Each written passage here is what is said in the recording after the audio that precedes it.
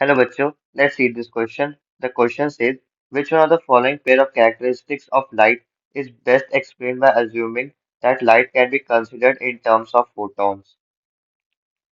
इस क्वेश्चन के लिए की कॉन्सेप्ट है dual nature of light.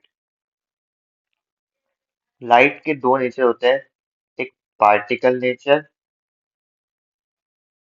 And दूसरा वेव नेचर। फिनोमेना जो कि वेव नेचर के से एक्सप्लेन हो सकता है, that is interference, diffraction and polarization. And phenomena जो कि पार्टिकल नेचर से एक्सप्लेन होता है वो है photo electric effect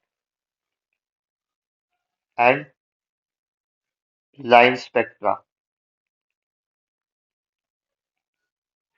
what is interference?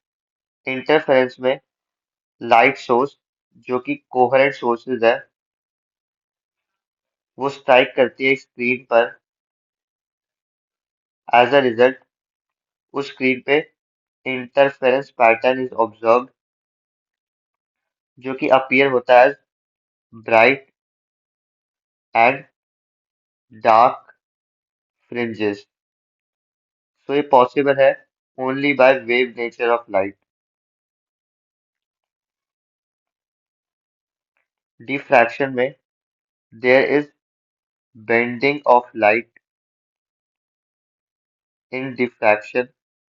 जब लाइट रेज किसी शार्प एज पर स्ट्राइक करेंगी, शार्प एज या नैरो होल पर, सो स्क्रीन पर diffraction pattern is observe.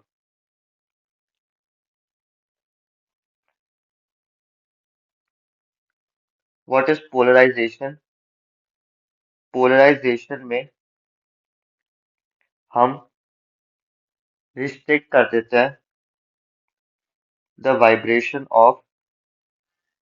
Restriction of vibration of electric vector only in one direction जो कि होती है perpendicular to direction of propagation. So ये पॉसिबल है only in wave nature of light. What is a photo electric effect? Photo electric effect में एक metal surface होता है एंड लाइट रेज फॉल करती है in the form of particles and उससे electrons emit होते हैं that provide electricity. So single electron is strike by a single photon and this is explained by particle nature.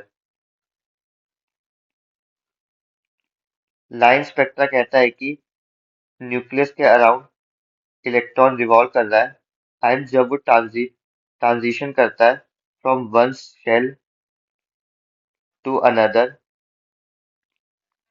Then वो line spectra show करेगा। Therefore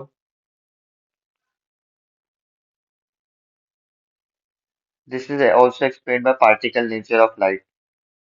सो इस question के लिए correct pair of characteristics है existence of line spectra and photoelectric effect. These two are explained by particle nature of light. So इस question के लिए correct option है option D, that is existence of line spectra and photoelectric effect.